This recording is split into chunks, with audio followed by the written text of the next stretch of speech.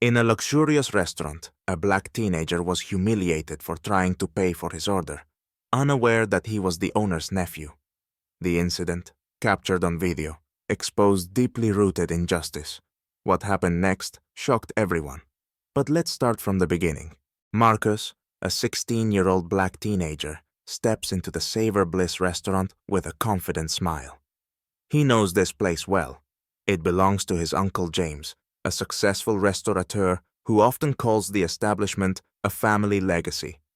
Today, Marcus is here to pick up food for his family, a task he's done before without issue.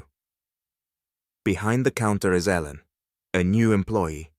Her gaze lingers on Marcus and her expression shifts to suspicion. He approaches the counter, calmly placing the money down and pointing at the prepared order, waiting in its packaging. "Can I help you?" Ellen asks, making no move to look at the receipt. "Yes, that's my order. Here's the payment," Marcus replies, gesturing at the bags. Ellen slowly scans him from head to toe, suppressing a smirk. "This food is too expensive for someone like you," she says coldly. "I think you're in the wrong place." Marcus freezes for a moment, shocked to hear those words spoken aloud. "Excuse me, but this is my order. I'm here to pay and pick it up. That's all," he explains, trying to remain calm. But Ellen interrupts. "Listen, I don't need your excuses.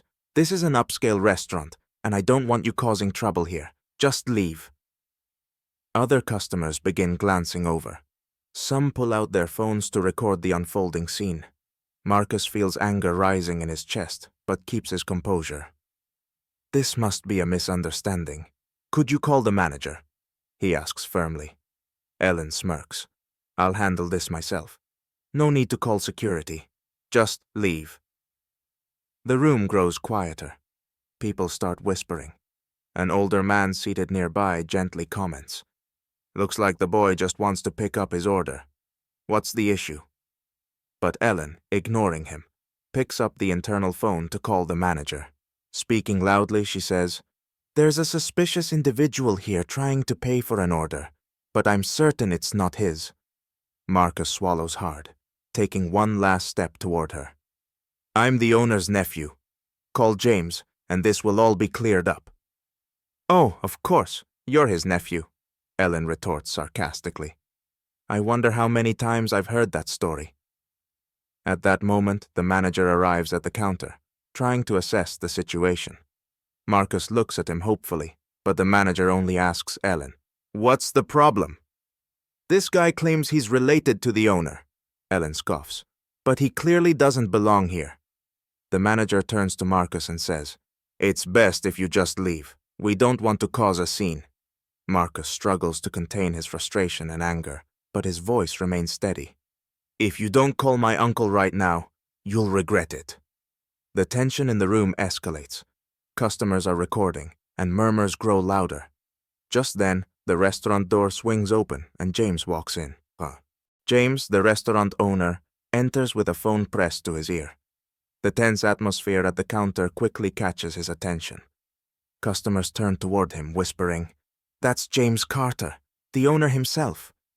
But James is still unaware of what's happening.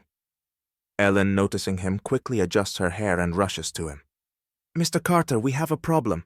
This boy," she throws a sharp glance at Marcus, "refuses to leave the restaurant. He claims he's your nephew. Can you believe that?" James shifts his gaze to Marcus, who stands there, frustrated but composed. "Hey, Uncle," Marcus says calmly, though his voice trembles slightly with restrained anger. Ellen freezes, stunned. "What? Is that true?" Her voice falters. "Go on, Ellen," James says curtly, ignoring her shock. "What did he do?" Ellen struggles to maintain her composure.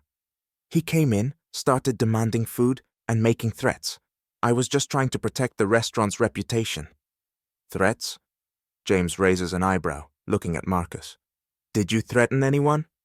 "No," Marcus replies firmly. "I came to pay for an order, but she refused to take my money. Then she said I didn't belong here." James turns back to Ellen, his expression growing cold and stern. "You refused to serve my nephew?" I didn't know he was, she stammers, but James cuts her off. And that excuses the way you spoke to him? The crowd of customers continues filming the exchange. One person shouts, "This is outrageous! We're posting this online!" Ellen glances nervously around, her face turning red. "I was just trying to—" she begins, but James interrupts her again. "You were trying to discriminate against someone based on the color of their skin. That's what you were trying to do, wasn't it?" Ellen tries to respond, but her words are drowned out by the growing murmur of the crowd. James raises a hand to quiet them. "I want everyone here to know," he says loudly, his voice echoing across the room.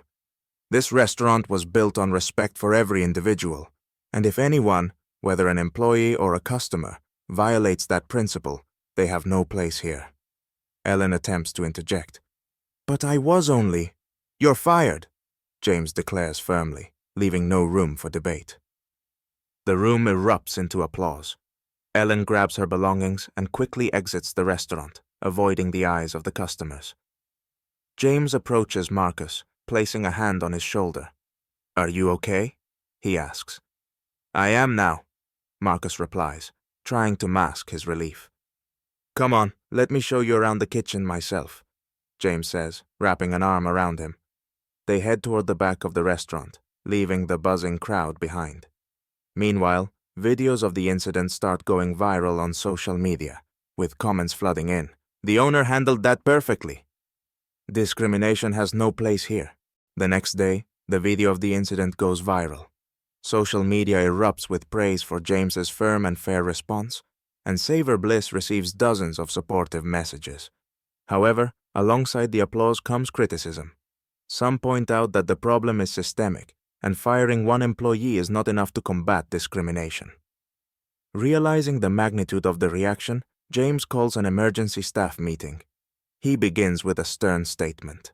"This establishment has always been built on respect, but if anyone here believes that behavior like what we saw yesterday is acceptable, this restaurant is not for you." The employees exchange uneasy glances, understanding that the spotlight is now on them. James continues, "We will begin equity and inclusion training immediately. Anyone who disagrees is welcome to leave right now." Marcus, attending the meeting for the first time, feels a newfound respect for his uncle as a leader. After the meeting, several employees approach Marcus to apologize for their silence during the incident. One of the chefs admits, "We saw how unfairly she treated you, but we were afraid to step in. Now I realize that was a mistake." James doesn't stop there. He organizes a press conference, stating, "This incident has been a lesson for us. We have a responsibility to lead by example and demonstrate how to fight bias." The media amplifies the initiative, and the restaurant receives another wave of attention. But James takes things even further, announcing the launch of a charitable program in which Savor Bliss will support local communities and educational projects. Meanwhile, Ellen, who lost her job, faces a storm of online backlash. Her name is mentioned in a negative light, and attempts to defend herself on social media only draw more criticism. Her public statement about being unfairly fired fuels further outrage. That evening, Marcus sits with James at the table. "You handled this better than I expected," Marcus says. "This was a shared lesson," James replies. "It's not enough to correct mistakes. We need to make sure they don't happen again." The restaurant becomes a symbol of change, and Marcus realizes that even small actions can lead to big transformations. Weeks later, Savor Bliss undergoes a transformation. Its new inclusivity policies strengthen the restaurant's reputation, and customer traffic increases. James launches a series of fundraising dinners, with proceeds going to educational programs for underprivileged teens. Marcus takes an active role in these events, becoming the face of the restaurant's new direction. He helps organize charity evenings, interacts with customers, and shares his story. His confidence grows, and one day, James looks at his nephew and says, "You've got a bright future. Maybe one day you'll take over this place." Meanwhile, Ellen continues to face the consequences of her actions. Unable to find a job in the industry after the scandal, one of the viral videos of her behavior reaches millions of views, with comments full of condemnation. Realizing the gravity of her mistake, Ellen shows up at the restaurant one day to speak with James. "I know I made a terrible mistake," she says, standing at the door.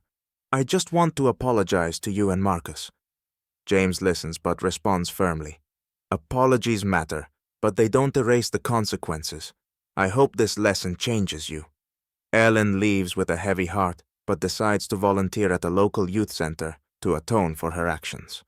The story culminates with a grand dinner at the restaurant, attended by employees, customers, and representatives from community organizations.